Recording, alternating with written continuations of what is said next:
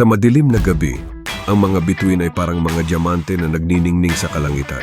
Ang bawat bituin ay may kanya-kanyang kwento at kahulugan. Habang tayo ay nakatingin sa mga bituin, lalo tayong nahahalinang sa kanilang kagandahan at hiwaga. Saan nga ba nagmumula ang liwanag ng mga bituin? Ang mga ito ay mga malaking bola ng gas na sumasayaw sa ilalim ng kalawakan, naglalakbay sa loob ng milyon-milyong taon, nagdudulot ng magagandang tanawin tuwing takip silim. Ngunit higit pa sa kanilang pisikal na anyo, ang mga bituin ay nagbibigay inspirasyon at pag-asa. Minsan nagiging gabay sila sa mga naglalakbay sa karagatan.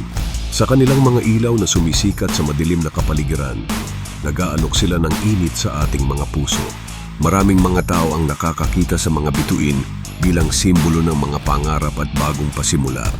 Sama alamat at kwento, yung mga bituin ay may malalim na kahulugan. Sinasabing ang bawat bituin ay kumakatawan sa isang taong namuhay at nag-iwan ng marka sa mundo. Ang ilan sa kanila ay nakakaakit ng pansin, habang ang iba naman ay nakatagong mga yelo sa langit.